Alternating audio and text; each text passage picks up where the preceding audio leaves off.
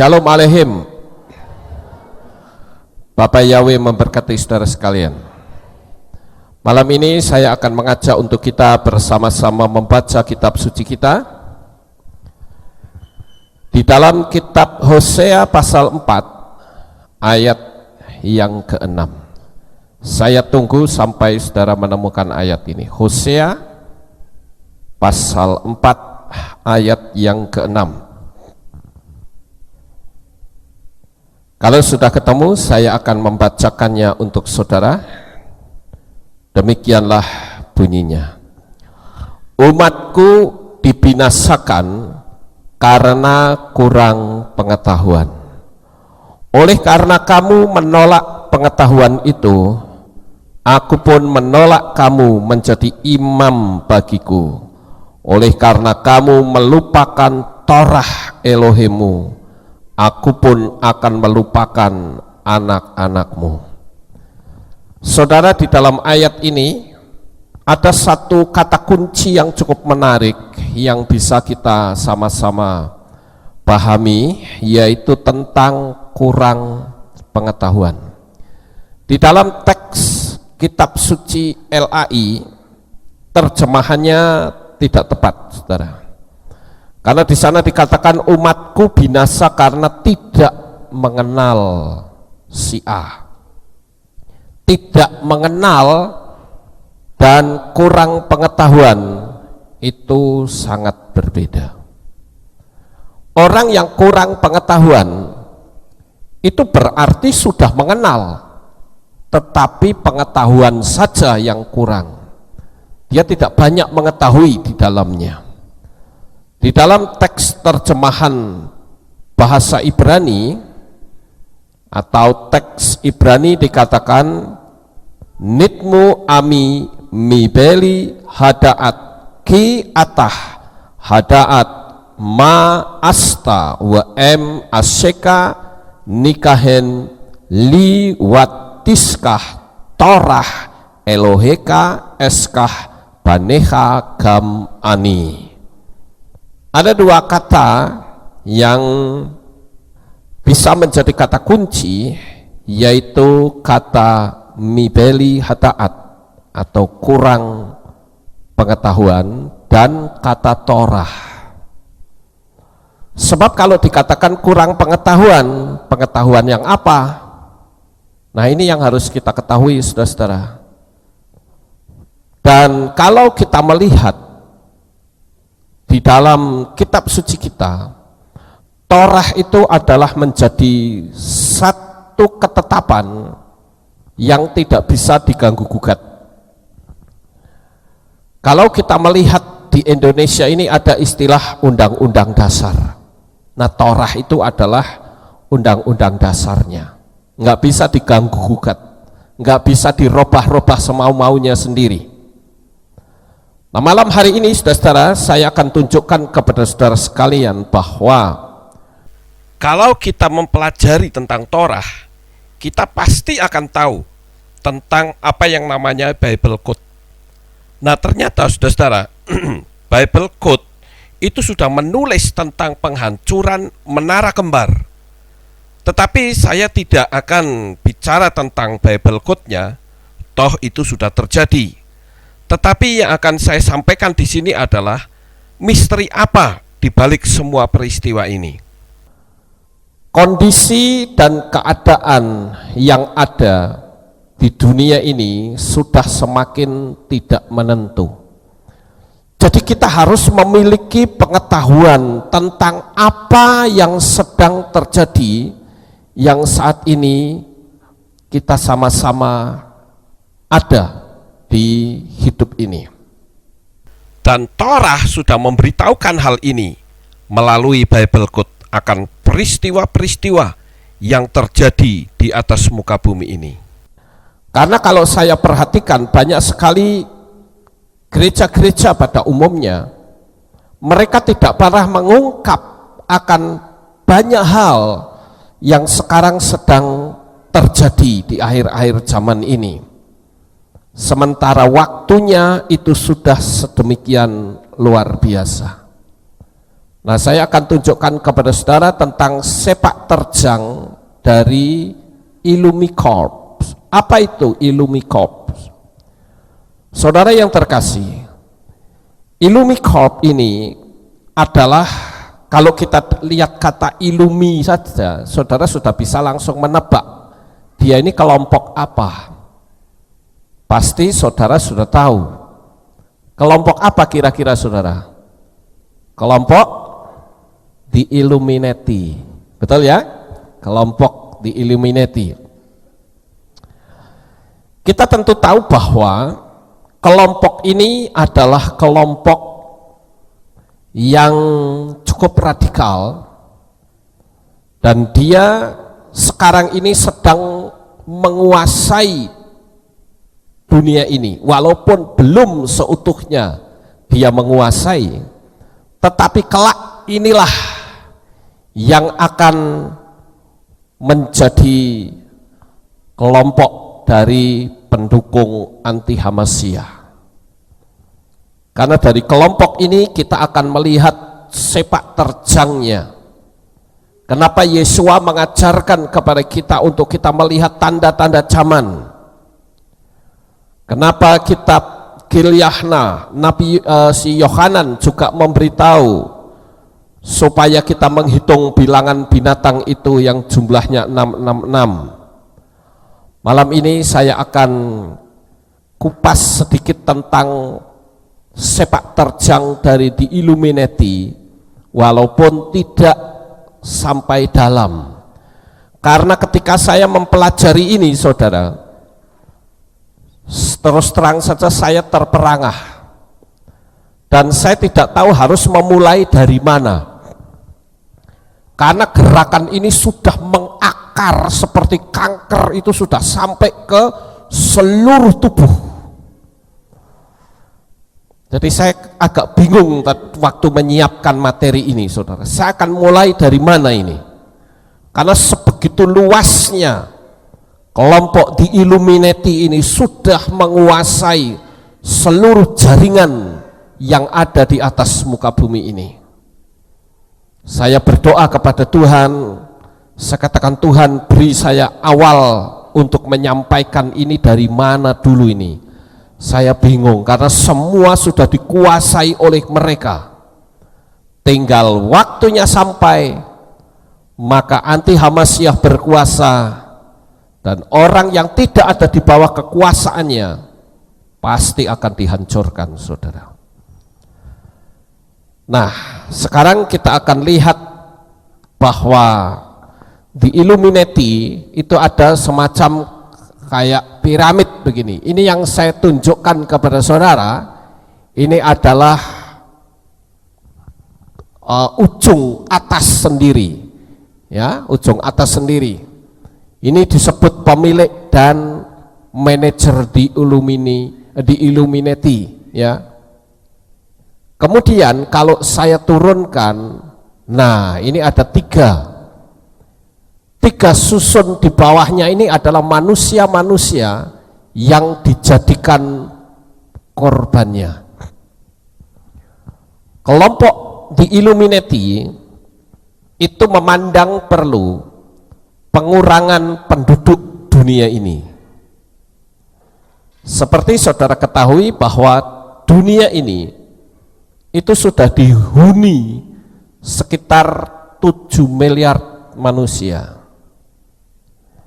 Dan menurut di Illuminati itu sudah tidak kondusif.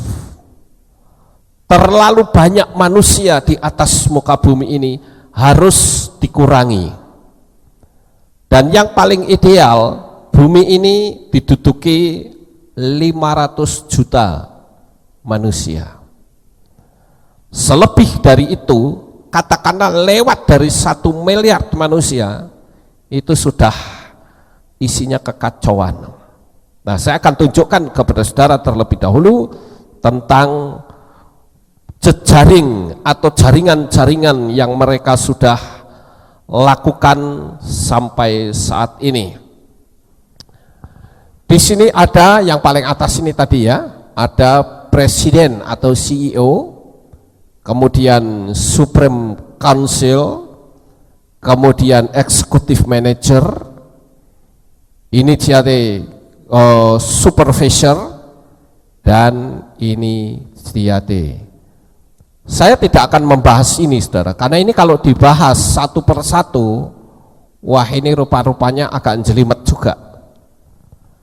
Dan saya lihat bahwa apa yang mereka lakukan itu basinya sudah kuat. Kalau orang belajar kuntao atau belajar karate, itu ada yang namanya besi, saudara. Besi itu fondasi kaki itu mesti benar, ya. Atau orang menyebutnya istilah kuda-kuda, itu mesti benar. Kalau kuda-kudanya sudah salah, pasti akan mudah dikalahkan. Dan saya lihat di Illuminati ini kuda-kudanya sudah begitu kokoh, dia tidak mungkin bisa dirobohkan dengan cara apapun. Dan siapapun juga yang berani mengusik pasti akan dilibas habis oleh dia. Nah sekarang jaringan-jaringannya terlebih dahulu, agar saudara tahu apa yang sedang terjadi saat ini. Yang pertama dari sisi banking and business, ya, dari perbankan dan bisnis, ini nomor satu. Kita harus tahu bahwa manusia hidup itu butuh duit. Dan kalau orang itu pegang duit, dia bisa lakukan apa saja. Dia bisa atur manusia, bahkan dia bisa bunuh manusia hanya dengan duit. Itu sebabnya saudara-saudara, melalui kekuatan finansial, dia bisa memoles setiap negara manapun yang ada di bawah kekuasaannya. Dan jangan saudara anggap Indonesia itu bebas dari hal ini. Indonesia itu sudah berada di bawah kekuasaan mereka itu sejak era Presiden Soeharto. Jadi negara ini sebetulnya sudah berada di bawah pengaturan di Illuminati. Mungkin saudara masih ingat kata IMF dulu, Indonesia pernah hutang kepada IMF. Setelah dihutangi, IMF memberi sebuah syarat, syaratnya begitu banyak, dan Indonesia harus melaksanakan syarat itu, termasuk subsidi BBM dicabut. Dan saudara tahu, ini IMF ini memiliki jaringan yang sangat luar biasa. Kemudian ada WTO, World Trade Organization, ini juga ada kaitannya dengan PBB.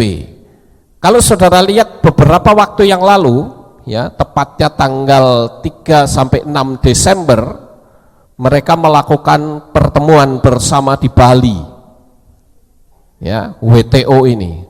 Dan banyak orang-orang Indonesia yang memberikan demo untuk WTO. Ini di sini dikatakan rakyat menggugat pemerintah Republik Indonesia, batalkan kesepakatan dengan WTO, negeri kaya dan seterusnya. Indonesia sudah tidak bisa lepas dari hal ini, saudara. Jadi kalau dari IMF itu membuat satu perintah, suka tidak suka, mau tidak mau harus dilaksanakan.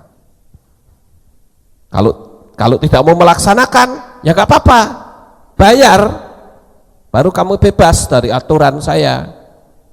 Bayarnya pakai apa, saudara? Wong duitnya dikorup semua, para pejabat itu hebat korupsinya. Orang dipaksa disuruh bayar pajak, bayar. Begitu duitnya sudah masuk, ditilep semua. Begitu sudah sampai kena KPK, kemudian dihukum, paling-paling kena berapa? 5 tahun. Nanti tiap hari raya ada pengurangan.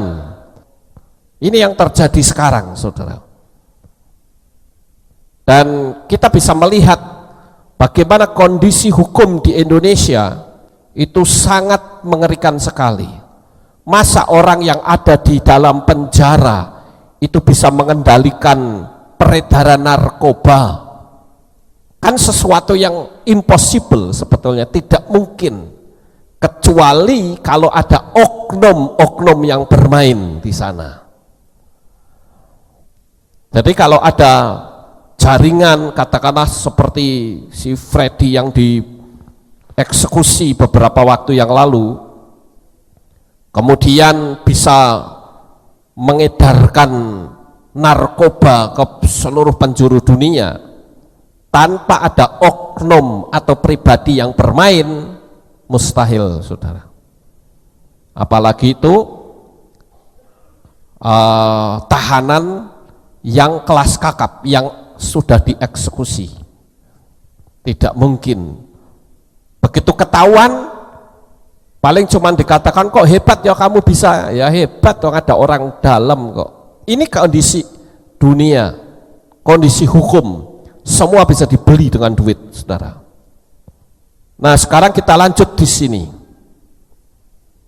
bahwa berjalannya waktu ini kita sudah melihat sosok di Illuminati itu semakin jelas. Sekarang kita lihat yang berikutnya. Mereka mengambil alih kekuasaan mayoritas industri di Amerika. Ini memulainya ya. Mereka ambil alih kekuasaan mayoritas industri dulu. Kemudian di Illumi Corps memiliki anggota hampir seluruh perusahaan minyak, transportasi, perbankan, media, makanan, kosmetik, dan seluruh industri komunikasi di seluruh dunia, tanpa mereka bisa buat perlawanan sama sekali. Kalau misalnya saudara kurang duit, kemudian saya gelontor duit begitu besar, kira-kira kalau saya bilang, kamu ke sana ya, mau ngelawan tidak, saudara? Saya rasa tidak. Loh, saya yang berjasa kok. Makanya dulu pernah Indonesia waktu pertama kali mendemo IMF cuman ketawa aja, dia bilang, loh saya yang ngutangi kok kamu musuhi saya yang ngutangi, gimana ini, negara apa ini? IMF sempat seperti itu, saudara. Loh kamu tuh miskin tak utangi, loh kok aku malah dimusuhi, aneh banget ini negara. Karena apa? Masih ada orang-orang yang sadar bahwa IMF itu adalah satu jaringan yang begitu mengerikan. Tapi sekali lagi, kondisi keadaan ini sudah tidak bisa diganggu gugat. Fakta sudah mengatakan Indonesia hutang kepada IMF. Kita lanjut gerakan-gerakan mereka yang ada di Amerika, karena ini kebanyakan di Amerika semua, saudara. Tetapi jangan saudara pikir dampaknya tidak ke kita. Oh, dampaknya sangat mengena kita. Ya.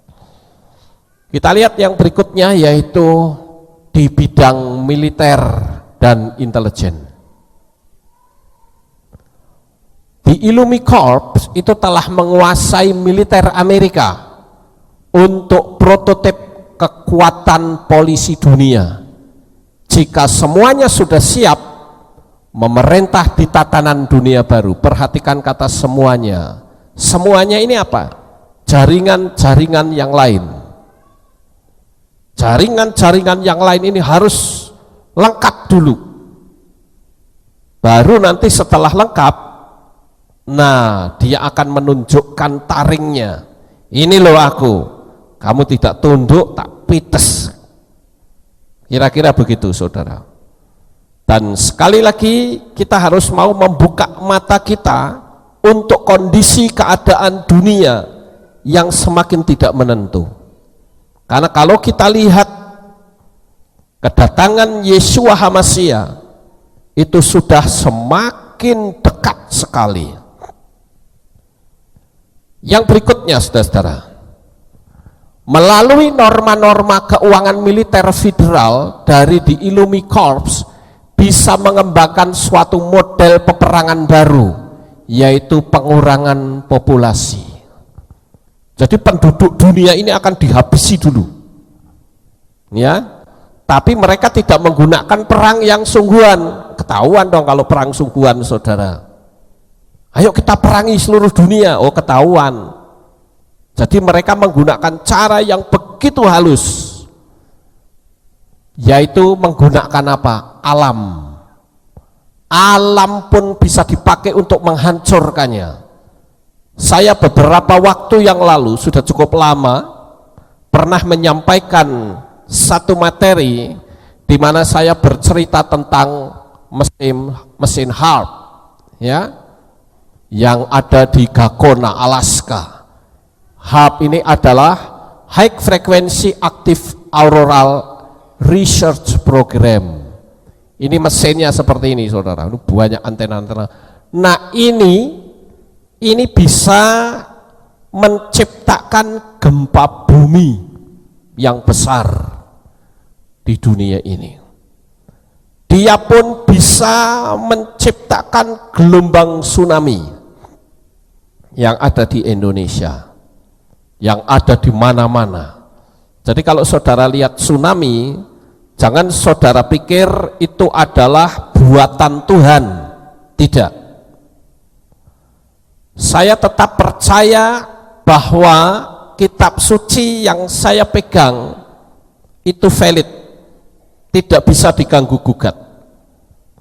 Karena di dalam kitab Beresit 9 ayat 11 sampai 16, Bapak Yahweh sudah berjanji kepada Noah bahwa dia tidak akan menghancurkan manusia melalui air bah.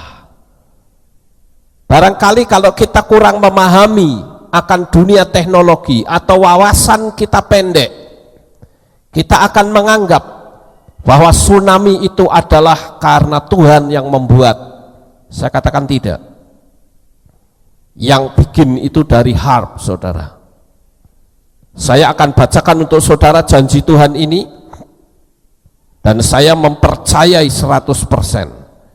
Beresit 9 ayat 11 sampai 16.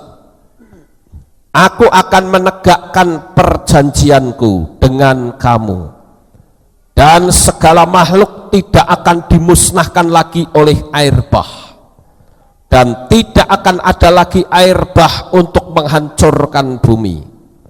Dan Elohim berfirman, inilah tanda perjanjian yang aku buat di antara aku dan engkau, dan di antara segala makhluk hidup yang bersama-sama denganmu turun-temurun untuk selama-lamanya. Aku telah menaruh busurku di awan, dan itu akan menjadi tanda perjanjian antara aku dan bumi. Dan ketika aku menggiring awan di atas bumi, maka busur itu akan terlihat di awan itu.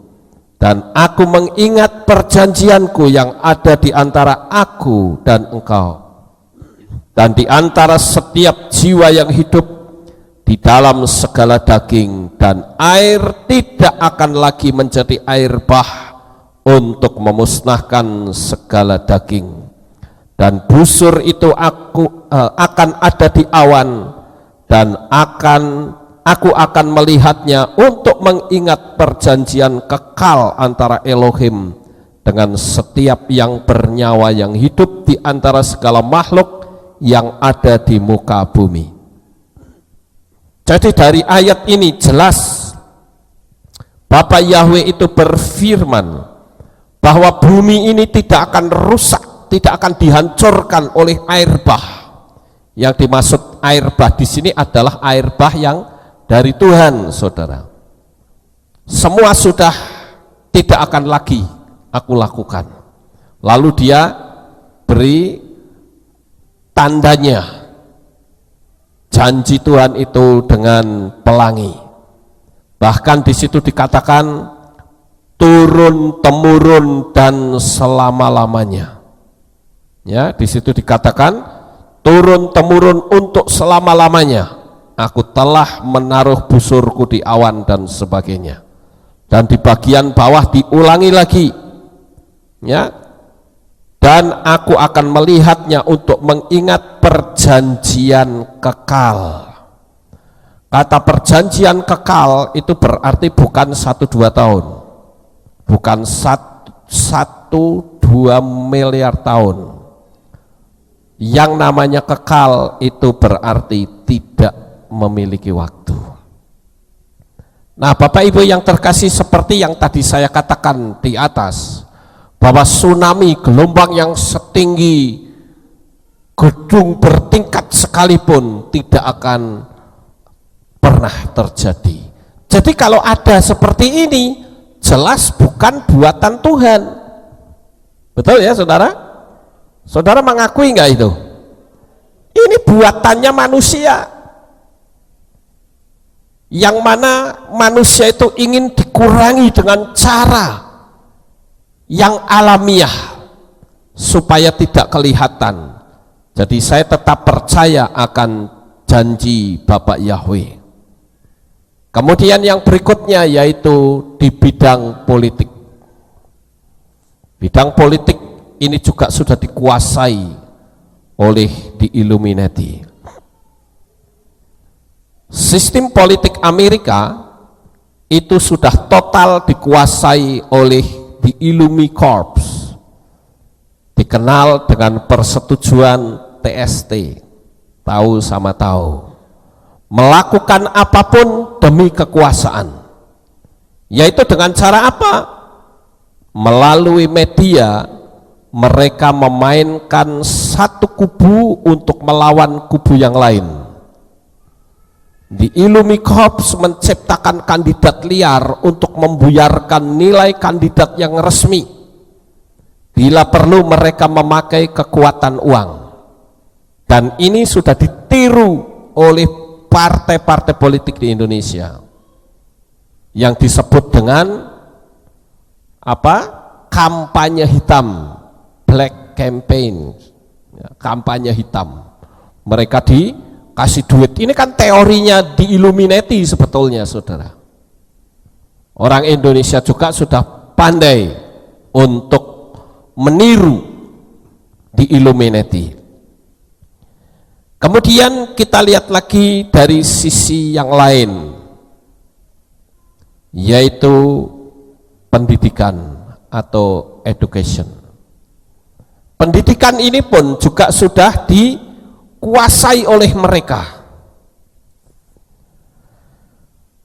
Di akhir pergantian abad yang lalu, mereka menjangkau pendidikan publik dengan cara apa? Menciptakan organisasi swasta untuk lebih jauh masuk ke tingkat federal dan mengkondisikan anak-anak agar patuh. Tapi yang dimaksud patuh di sini tentu patuh kepada aturan di Illuminati. Nah, kalau saudara melihat NASA, saya pernah tayangkan bukan logonya NASA, ya. Nanti kita tunjukkan ya. Tapi sekarang saya tunjukkan tentang logo yang lain, yaitu seperti ini ya, di Illuminati. Ini logonya itu seperti ini sebetulnya. Pertamanya saudara, ada burung hantu, ada buku yang terbuka, ada lingkaran dedaunan, ya, kemudian ada tulisan SEMT. Nah, ini buku itu memiliki kemampuan melihat dalam gelap, ya. Ini burung hantu maksudnya ya. Burung hantu ini simbol dari kemampuan melihat dalam gelap, dan burung hantu ini simbol dari kesetiaan. Kemudian buku yang terbuka yaitu kemauan untuk terus belajar. Lingkaran dedaunan ini adalah simbol dari keberhasilan secara akademis. SEMT ini singkatan dari Sikil Ecclesiastic Minerva Thebes, ya. Nah, Bapak Ibu yang terkasih, sisi pendidikan ini sudah betul-betul dikuasai. Saya ambil contoh tentang teori yang diciptakan oleh NASA. NASA ini di bawah kekuasaan di Illuminati, dan hasil apa yang NASA lakukan itu dampaknya kita bisa ngerti semua. Yang selama ini kita pernah menyampaikan, yaitu tentang bumi bulat, itu ciptaannya NASA. Pesawat ruang antariksa itu juga ciptaannya NASA. Padahal sampai detik ini tidak ada satu negara manapun di dunia yang pernah menginjakkan kaki di bulan, termasuk Rusia, yang mana Rusia pada waktu itu berpikir ini perang dingin dengan Amerika, saling unggul-unggulan dalam bidang teknologi. Mereka meluncurkan pesawat ruang antariksa, kemudian disusul oleh Amerika dengan membuat pesawat antariksa yang sebetulnya itu adalah bohong-bohongan semua. Jadi dua negara itu sedang adu kepandaian berbohong untuk membohongi publik, sampai-sampai kita juga ikut dibohongi dan kita mau dengan berkata bumi itu bulat. Dan itu tujuannya hanya satu, untuk melawan kekuasaan Tuhan, melawan apa yang Tuhan sampaikan, sehingga manusia mempertuhankan pengetahuan dibanding Tuhan yang benar. Mereka berkata, kan mungkin saudara pernah mendengar ada penyelidikan, oh ini binatang ini jadi fosil, umurnya sudah sekian juta tahun. Saya melihat ada bintang yang jauhnya itu sekian ratus juta tahun. Itu semua ngaco semua, saudara. Bumi kita dan seluruh alam semesta itu diciptakan Tuhan sampai hari ini belum mencapai 7.000 tahun. Tetapi pengetahuan melawannya dengan teori-teori yang seolah-olah bisa masuk di akal, tapi sebetulnya itu hanyalah sebuah kebohongan. Ratusan juta dolar dikeluarkan pada tahun 1902 dengan hasil doktrin yang menjadi masyarakat yang lemah dan linglung, yang patuh, yang menerima perencanaan besar. Dan NASA ini sekali lagi di bawah Freemason. Kalau saudara melihat simbolnya, ada garis merah, ini sebetulnya adalah simbol dari lidah ular. Makanya kalau kita lihat kata NASA dari bahasa Ibrani, Nun Shin Aleph, maka memiliki arti deceive. Deceive ini artinya penipu, dan ular itu bahasa Ibraninya adalah nahas. Jadi di sini kita melihat bahwa teori mereka untuk menjangkau dunia pendidikan itu cukup berhasil, saudara-saudara.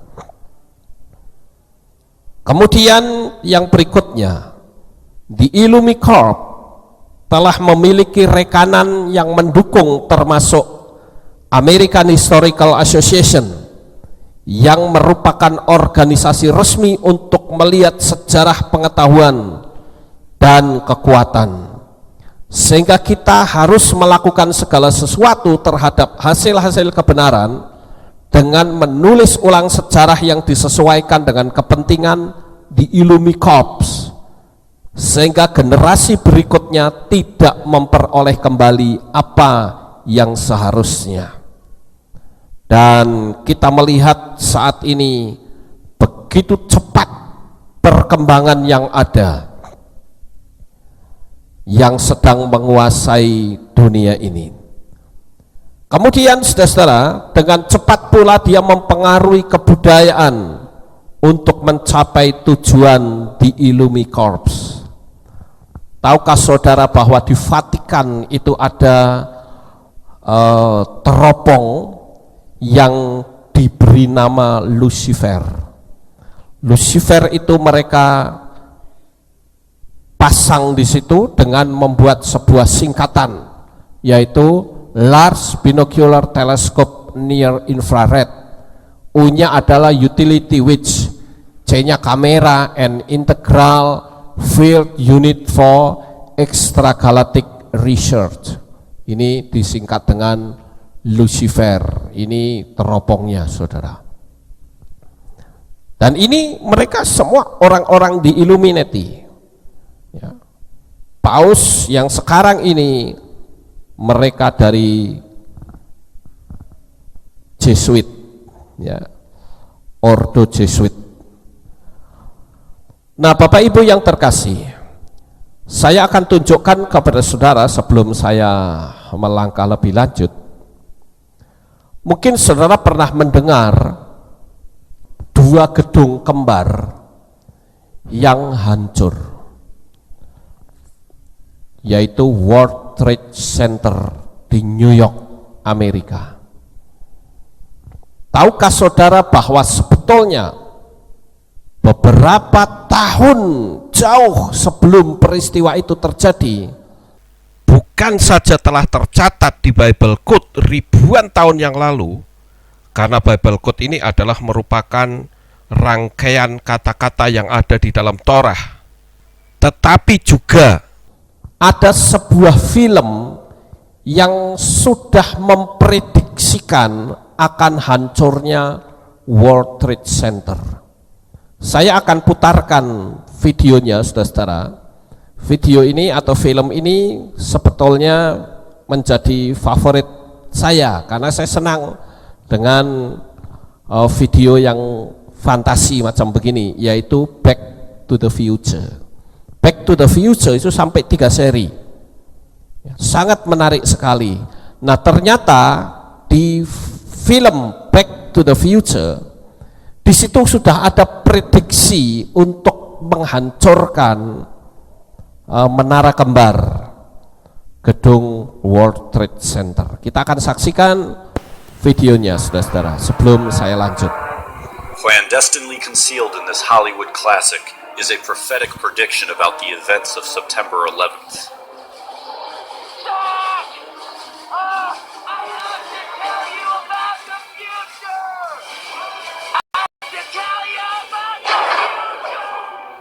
Our first clue, the clock in the background secretly depicts the number 9/11, with the hour hand occupying the 9th window and the minute hand resting in the 11th window. Marty is desperately yelling, "I have to tell you about the future," while the clock says 9/11. And what is Marty trying to warn Doc about?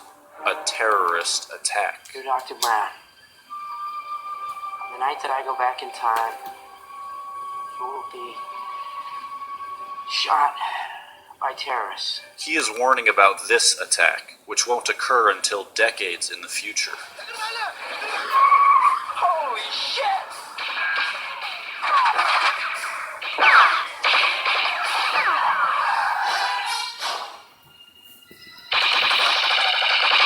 The terrorist ambush occurs here, in the parking lot of the Twin Pines Mall.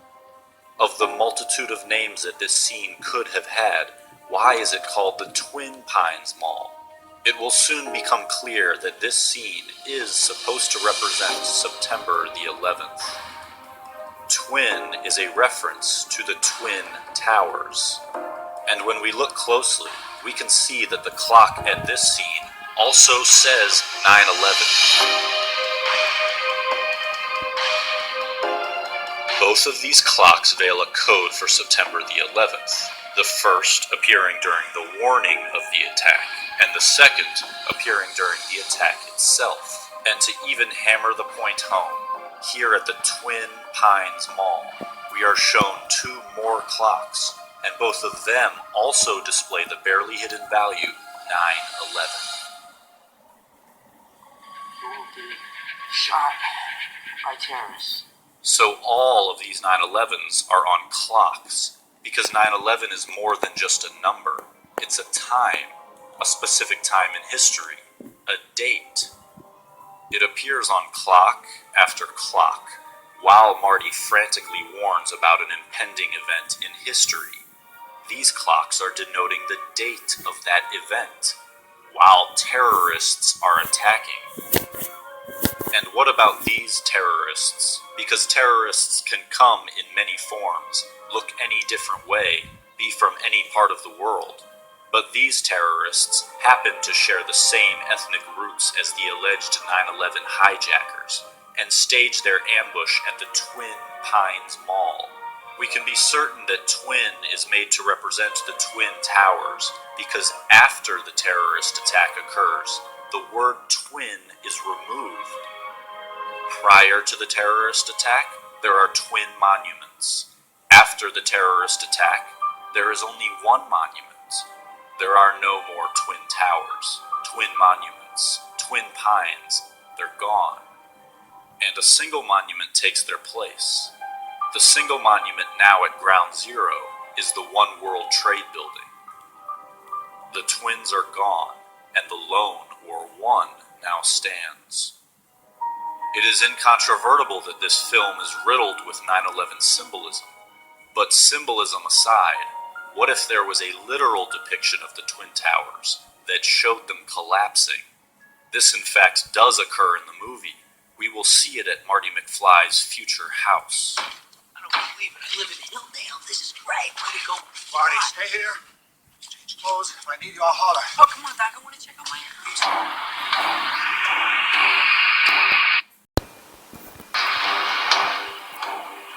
What happened to Grandpa? Oh, throw his back out again. How's Granddad's little pumpkin? It is at this residence where we will be introduced to a scene so prophetic that it will turn our entire worldview completely upside down. As are all other clues in this movie, the Twin Towers are discreetly hidden. You can only spot them by intently analyzing the background. I can't believe this window's still broken. Well, when the scene screen repairman... So it's official that in this movie littered with 9/11 symbolism, the Twin Towers themselves managed to make a secret appearance. And we know that the Twin Towers' presence is not an accident, because the rest of Manhattan Island also takes shape in this scene with the Statue of Liberty. Why is it here at all, and why is it hidden? Why would the director be compelled to hide a replica of Manhattan Island here in the McFly's living room?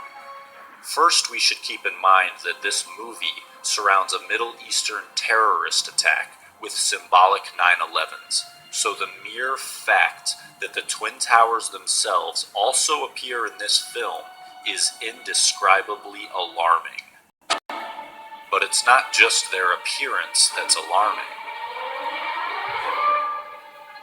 If we alter our perspective by turning the scene upside down, we can illuminate what is being expressed. The towers are falling.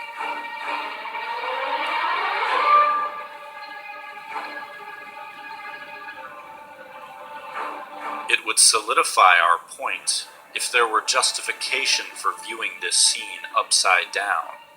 But can we think of any reason at all why we should be motivated to look at this scene from an inverted perspective, revealing the Twin Towers falling down?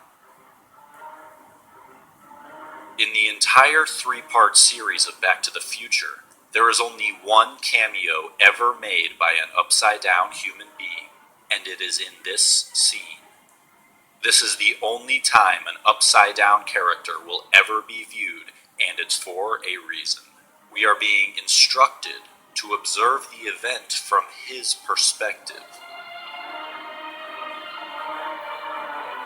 The secret architecture of this sequence of events is so carefully woven. Even the audio is spot on. Listen to what Lorraine McFly says just as she clicks the remote to trigger the Twin Towers collapse. I can't believe this window's still broken. Broken. How obvious does this have to become? The following sequence of events is centered around Marty attempting to issue a warning about terrorist attacks. First, he tries to tell Doc about the attack. Doc, about the future. No! Doc won't listen. Then, he tries to write Doc a letter. You're Dr. Brown. Shot by terrorists. Doc tears it up. He tries to voice it to him, In that case, I'm taking straight. but is interrupted. He tries to yell the warning from the top of his lungs, Doc! I have to tell you about the future! When it all fails, he continues hatching schemes to warn about the terrorist attack. Damn it, Doc. Why did you have to tear up that letter? You could just go back early and warn him. The blatant, overwhelming theme here is that someone is screaming from the top of their lungs to watch out for this pending terrorist attack. You could just go back early and warn him. And finally, when Marty's last plan goes into action, he ignites an astounding pyrotechnic proclamation that unmistakably spells out the digits 911. Someone is screaming from the top of their lungs with all the creative capacity that they can muster to watch out for this future terrorist attack. On the street where we just saw 9/11 in blazing fire, the terrorists appear and go streaking by, on their way to the Twin Pines Mall, which is clad in more 9/11 warnings. 9/11, 9/11, 9/11, 9/11, 9/11, 9/11, 9/11. The film is crawling with 9/11s, but what is Back to the Future fundamentally about? It's about an individual who has foreknowledge of an amazingly unlikely event. Unfortunately, you never know when or where it's ever gonna strike. We do now. A tower that is going to be struck down from the sky. This is it. This is a suspiciously perfect metaphor for 9/11. But Marty has foreknowledge regarding two events. One is a Middle Eastern terrorist attack, and the other is a tower being destroyed. It doesn't take the greatest of artistic imaginations to superimpose his two warnings. What are the chances that a movie displays all these 9/11s, and the plot of the movie is a prophecy about a tower being struck down, while Middle Eastern terrorists stage a surprise attack at a scene called Twin? And what are the chances that in that same movie, the director constructs a secret recreation of Manhattan Island that shows the Twin Towers falling?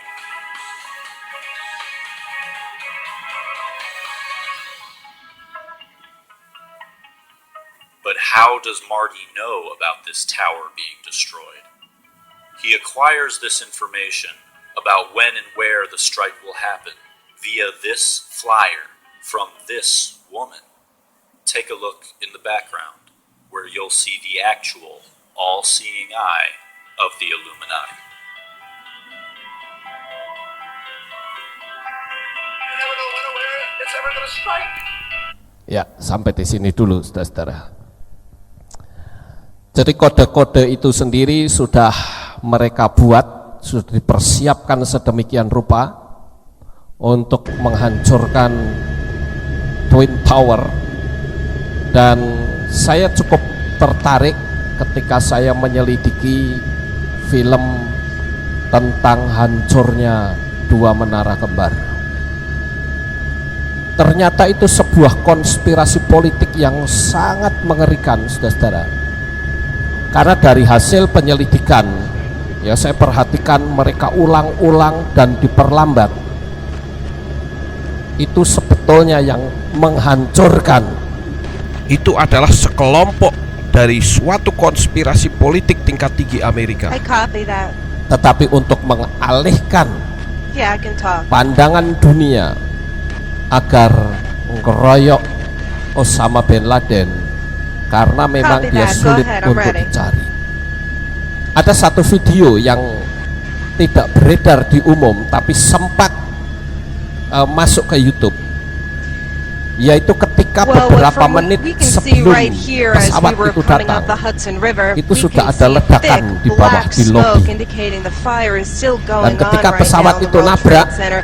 For as far maka as di the eye situ can ternyata see, sudah and you can disusun tell right bom here dari at the atas top ke of bawah. this tower, there's a huge Ya, gaping begitu dia hole, nabrak, flames bam, still gitu, inside, dia black hancur. smoke still coming out. Itu bom belum We have meledak, not been saudara. able to Tapi see begitu yang what, if kedua any kind kali, of an aircraft is itu inside the building. terjadi This is the ledakan. best Bam, vantage point bam, right here, bam, and terus as you ke can bawah. see, just a Terus huge ke bawah. gaping hole throughout the entire Dan itu side of persis this tower seperti right now. orang meledakkan gedung-gedung bertingkat di Amerika. Kalau di Amerika kan orang kalau mau merobohkan gedung yang bertingkat dan besar, mereka tidak menggunakan alat, We are simply not close enough, but tetapi right at this menggunakan point, tenaga we ahli are bom. following the smoke in the air Jadi right now. dipasangin bom di There are several sendi-sendi boats tempat di and mana watercraft, as we can see in apa the river bangunan right now. itu We'll try to get a better vantage bisa point and hancur. see what Maka we can begitu see on the ditekan, ground. It's a little difficult bomnya from the air meledak, because the maka buildings kind of shadow the bangunan streets. itu runtuhnya ke But no bawah, doubt a lot of rata, activity on the tidak ground right now. ngabruk ke sana kemari.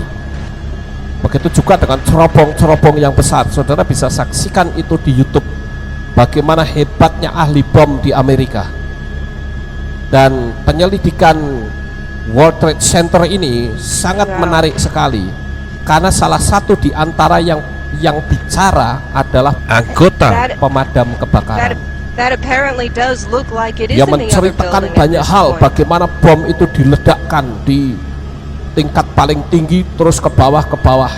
Makanya saya sempat nggak masuk akal, saudara. Mosok sih kalau ditabrak pesawat itu bisa runtuh ke bawah? Ini aneh, nggak mungkin, saudara. Cuman saya belum menemukan jawabannya. Back off. Tapi 15 tahun kemudian itu terkuak semuanya, bahwa di tiap They're telling us to back off. tingkat itu sudah disiapkan bom. Dan kalau saudara lihat gedung Pentagon, kan tidak lama ada berita lagi bahwa gedung Pentagon itu ditabrak oleh pesawat. Sampai detik ini tidak pernah orang menemukan bangkai pesawatnya. Rodanya juga tidak pernah ketemu, kursinya juga tidak pernah ketemu. Kemudian pecahan-pecahan tubuh pesawat juga tidak pernah ada. Jadi itu semua adalah konspirasi politik untuk memerangi teroris dengan cara menghancurkan apa yang bisa membuat dan mengalihkan perhatian manusia yang lain. Cukup menarik sebetulnya, saudara-saudara, kalau saya perhatikan dalam penyelidikan itu, ya, makanya saya sebetulnya ingin banyak memberikan masukan-masukan kepada jemaat supaya kita memiliki pengetahuan yang luas. Nah, salah satu di antaranya adalah yang saya sampaikan malam hari ini, sehingga kita bisa melihat ini loh kondisi dunia yang sekarang ada ini kayak gini. Nah, sekarang ini, saudara, kalau saudara lihat ada film judulnya 23. Film judulnya 23 ini adalah merupakan prediksi akan terjadinya sesuatu tanggal 23 September tahun ini. Berarti tinggal berapa hari lagi? Tinggal 2 hari lagi. Apa yang akan terjadi di Amerika atau apa yang akan terjadi di Israel, kita nonton. Mereka sudah memprediksikan, tapi sudah bocor keluar, saudara. Nah, apakah ini akan dilanjut karena sudah bocor keluar, atau mereka harus tunda supaya tidak ketahuan? Kita saksikan saja peristiwanya dengan berjalannya waktu. Tapi kalau yang tadi Back to the Future belum bocor, saudara. Baru setelah peristiwanya terjadi 15 tahun kemudian baru ketahuan, oh ternyata sudah ada dari orang-orang yang suka menyelidiki sesuatu. Nah, rupa-rupanya ini mulai diselidiki, dan ternyata tanggal 23 ini sudah ada rencana dari The Illuminati. Ya udah, kita tonton saja apa yang terjadi. Biarlah itu terjadi untuk penggenapan firman Tuhan. Amin. Yang penting kita mendekatkan diri kepada Bapa Yahweh. Semakin setia, jangan tinggalkan ibadah. Amin, saudara. Ya, sekarang kita lanjut di bidang media. Ini saya sedang membahas masalah di Illuminati. Ya, mungkin kesannya Pak Lukas ini kon jelek-jelekin di Illuminati. Ya memang faktanya begitu. Dialah sedang menguasai dan berusaha untuk menjadi penguasa dunia ini. Saya tidak peduli apapun orang yang mau mengatakan saya jelek-jelekin di Illuminati atau Freemason, saya nggak urusan. Pokoknya yang penting buahnya kita lihat pohonnya. Nah, kita lanjut sekarang soal media.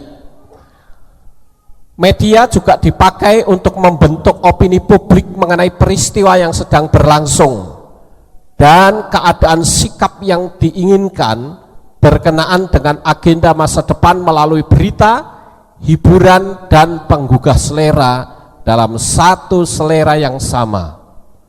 Zaman dulu itu cuman hanya ada satu media saja, yaitu media cetak.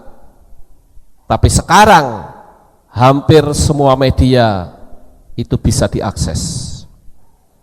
Saya juga mempelajari, saudara-saudara, ternyata World Trade Center ini dulunya adalah gereja. Ada gereja kecil di situ. Ya, saya lupa nama organisasinya, tapi itu dulunya gereja. Kemudian dibeli dan dipakai untuk gedung World Trade Center. Nah, sekarang ini setelah runtuh, maka di bekas reruntuhan gedung World Trade Center itu dibangun satu bangunan, yaitu Islamic Center sekarang ini. Ya, jadi sudah menguasai sendi-sendi dunia ini, saudara. Saya kemarin juga mempelajari satu hal lagi, bagaimana gerakan-gerakan di Eropa, bahwa Eropa sekarang nyaris kolab. Bagaimana keadaan Eropa sekarang itu sudah mengerikan. Hampir seluruh negara Eropa itu kena dampaknya, karena Eropa sekarang 90% sudah dikuasai oleh Islam, dan mereka semua adalah Islam garis keras. Bahkan Inggris itu juga seluruh parlemen sudah 90% Islam.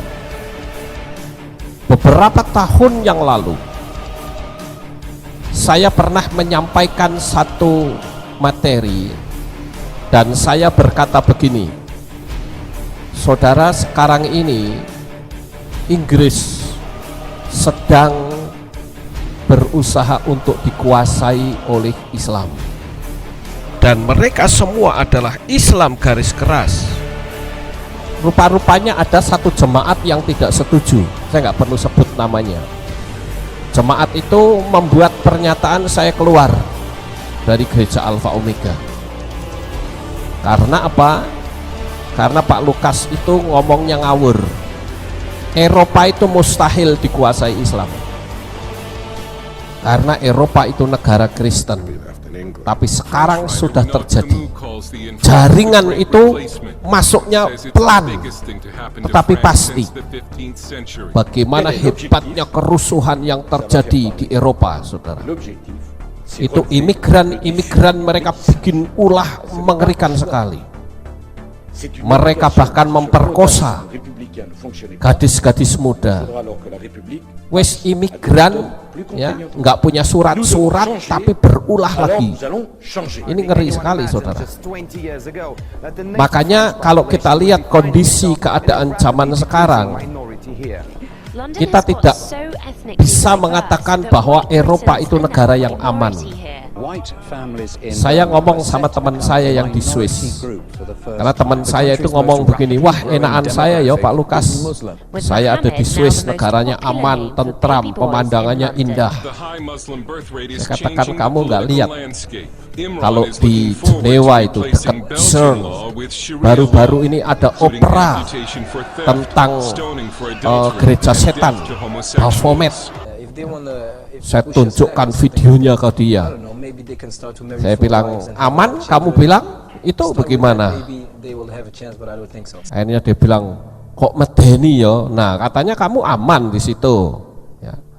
Jangan kamu anggap kondisi keadaan sekarang itu aman. Di atas muka bumi ini tidak ada tempat yang aman kecuali di tangan Bapak Yahweh.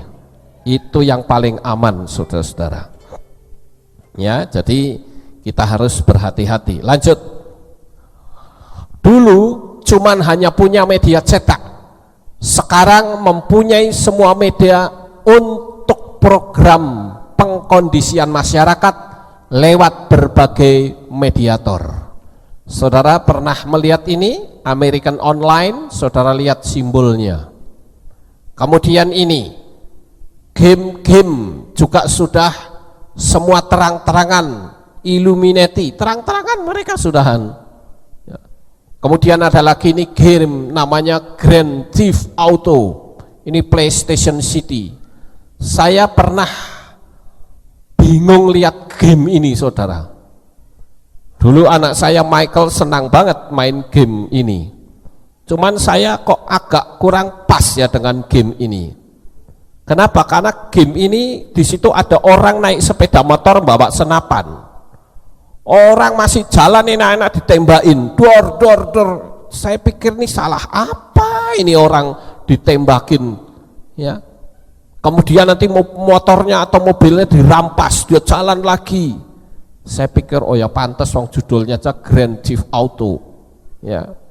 Itu kalau saya terjemahkan bahasa bebasnya mungkin perampok, mbahnya perampok kali itu ya. Itu. Jadi kita lihat di sini game-game pun sudah meracuni anak-anak dengan game-game yang bernuansa kekerasan. Itu produknya di Illuminati, saudara. Kemudian melalui agama, religion, mereka juga berusaha untuk menguasai, yaitu apa? Religious freedom or religious fundamentalism. Nah, ini ceritanya agama itu menjadi penghalang utama di Illuminati. Jadi adanya agama di dunia ini, di Illuminati itu agak tersendat-sendat jalannya, saudara. Jadi mereka punya program. Yang pertama adalah hapuskan agama di atas muka bumi ini, atau satukan agama. Nah, mereka mengambil langkah awal, yaitu penyatuan agama. Jadi agama apapun itu disatukan. Kemarin saya sudah putarkan videonya, bukan? Yang di Amerika itu ya, paus yang menyatukan agama.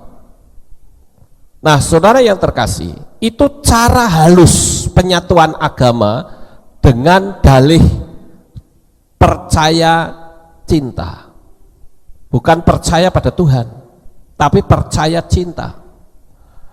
Tapi kalau ini tetap susah dilaksanakan, ya sudah, mereka pakai cara kekerasan, hapus agama di muka bumi ini dengan cara apapun. Dan mereka sudah siapkan semua itu.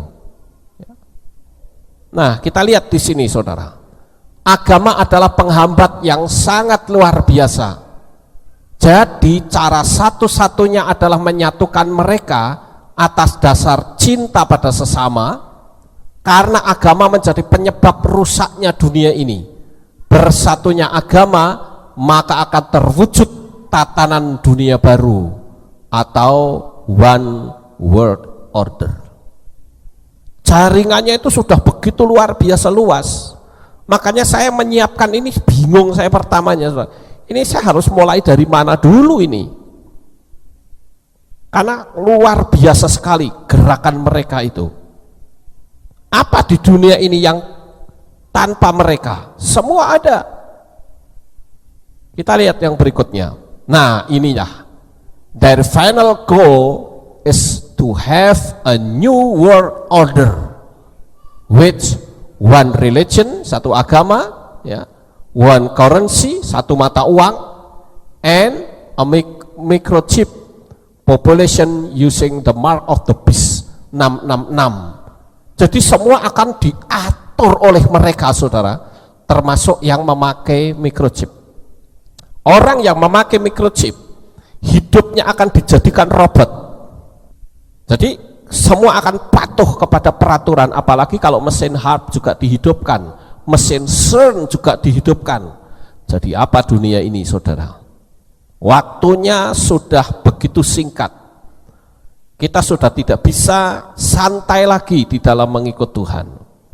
Biarlah kita semakin lebih sungguh-sungguh, dan informasi ini akan menjadi sangat berharga untuk saudara bisa bagikan kepada teman-teman supaya lebih setia kepada Bapa Yahweh. Amin. Kemudian ini sasarannya ya, yang tadi saya sudah sebut, penduduknya makin banyak, harus dikurangi hingga 500 juta. Kemudian agama di dunia ini harus dimusnahkan atau disatukan. Nah, saya ambil contoh. Ini saya cuplik dari sebuah film, ya, di mana Paus mencoba untuk menyatukan mereka dengan program yang namanya cinta sesama. Ya, ini seorang yang bernama Vincent Kandro. Dia katakan, I have confidence in the Buddha. Ini karena orang beragama Buddha. Lain lagi dengan Daniel Goldman, seorang rabi. Dia katakan, I believe in God. Nah, God-nya God sopo? Ini kembali lagi ke Kristen akhirnya ya. Harusnya kan I believe in Heavenly Father Yahweh. Harusnya begitu ya. Kemudian Guillermo Marco, ini pendeta Katolik, dia katakan I believe in Jesus Christ. Masing-masing punya beliefnya sendiri-sendiri. Kemudian yang Islam, Omar Abud, I believe in God, ini ya. Kemudian dia katakan many things differently, feel differently.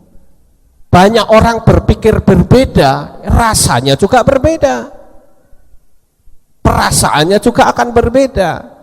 Oleh karena itu perlu disatukan. Cara penyatuannya adalah dengan kasih. Maka akhirnya mereka membuat sebuah pernyataan, I believe in love. Yang Yahudi juga berkata I believe in love. Kemudian yang Islam juga berkata I believe in love. Juga yang Kristen I believe in love ya. Akhirnya mereka harus meletakkan semua atribut yang mereka miliki. Nggak ada lagi atribut. Beberapa waktu yang lalu saya mendengar dari teman saya di Swiss. Dia katakan, Pak Lukas, sekarang ini gereja-gereja di Swiss tidak boleh lagi pasang salib.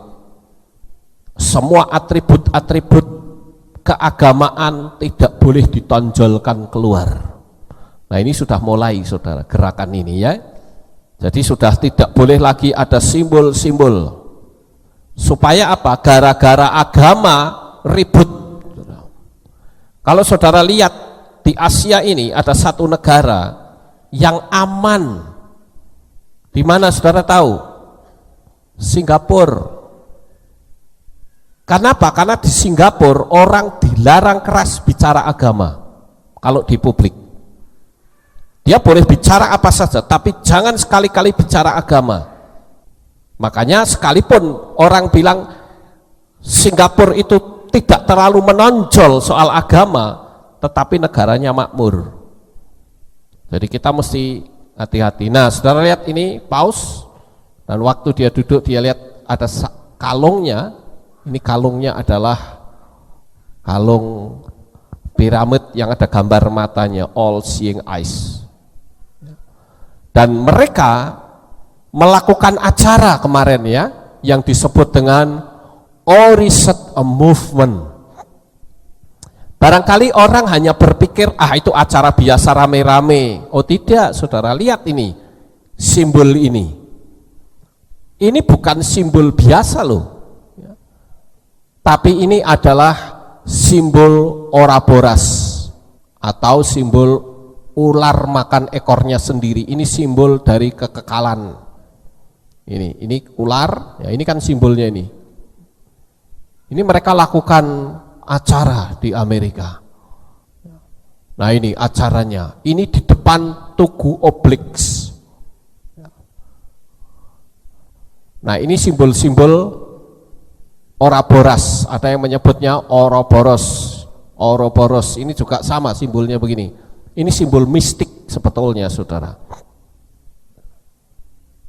Nah ini apa itu Ouroboros, saudara? Saya coba untuk lihat di ensiklopedia Wikipedia. Dia katakan adalah sebuah simbol kuno yang menggambarkan ular atau naga memakan ekornya sendiri. Nama berasal dari bahasa Yunani, aura yang berarti ekor dan boros yang berarti makan. Sehingga ia yang makan ekor. Ouroboros merupakan pembaharuan siklus abadi hidup yang tak terbatas. Konsep keabadian kembali abadi dan merupakan siklus kehidupan, kematian dan kelahiran kembali yang mengarah ke abadian. Seperti dalam fonik, simbol matematika saat ini tak terhingga. Ini sinergi namanya ya. Mungkin berasal dari varian pada Ouroboros klasik dengan ular melingkar sekali sebelum makan ekornya sendiri, dan penggambaran seperti dari lob ganda sebagai ular makan ekornya sendiri yang umum hari ini di fantasi art dan sastra fantasi, meskipun dugaan lain juga ada. Nah ini gerakan ini sudah mendunia yang memiliki arti pembaharuan. Jadi artinya gini, udahlah gak usah macam-macam, kita perbaharui semua saja deh. Wes ora agama-agamaan, ora usah macam-macam, udah kita percaya cinta saja. Nah ini luar biasa ya. Nah ini di Eropa ya, ini sudah mulai ada seperti ini ya. Muslim attend mass to show solidarity with Catholic. Yang artinya Muslim-Muslim ini mendatangi misa untuk menunjukkan solidaritas dengan Katolik. Begitu saudara. Jadi ini sudah mulai mereka membuat wacana ibadah bareng. Di YouTube ada tuh, saya lihat ya, orang Katolik mengunjungi masjid ya. Mereka pada sembahyang, orang Katoliknya nonton sambil duduk gini. Coba saya lihat saudara di YouTube. Saya bilang, waduh ini gimana kok jadi kayak begini ya. Nanti mereka datang gitu, cuma nonton gitu loh, saling berkunjung. Jadi istilahnya mereka ini penyatuannya dengan cinta. Nampaknya baik bagi manusia, tetapi itu tidak baik bagi Tuhan. Karena Tuhan itu mengajarkan agar kita jangan pergi ke tempat di mana nama Bapa Yahweh itu tidak dimuliakan. Di dalam kitab Dofarim pasal 12 ayat 13 sampai 14. Yang berikutnya, waktunya sudah sangat singkat, persiapkan iman sebaik mungkin. Indonesia juga bukan tempat yang aman. Kalau saudara lihat di Bundaran HI, saudara ini ada gambar mata Horus ya. Sekarang pertanyaannya, lambang Freemason ini kok bisa menjadi seperti tata kota begini? Apakah ini suatu kebetulan? Saya yakin tidak. Itu sudah dirancang dulu ya, dirancang di tata kota. Kemudian satu lagi kita lihat, nah ini di gedung Bappenas yang dahulu sebuah loji. Jika dilihat dari atas menggunakan Google Earth, apakah tata kota ini suatu kebetulan? Kalau saudara lihat di sini ini ada gambar Baphomet ya di sini. Nah ini mungkin lebih jelasnya begini. Nah ini jalan semua ini, yang garis-garis ini jalan. Masa bentuknya bisa persis kayak begini saudara? Apakah ini suatu kebetulan? Tidak, semua sudah ada perancangnya dulu. Untuk mempersiapkan ini yang disebut dengan besi atau kuda-kuda. Kuda-kudanya sudah ada di berbagai tempat. Jadi kalau kondisi sudah seperti ini, maka saya katakan jangan anggap kita aman di Indonesia. Di seluruh dunia tidak ada yang aman, kecuali di tangan Bapak Yahweh. Sukses besar untuk saudara, Bapak Yahweh memberkati. Haleluya.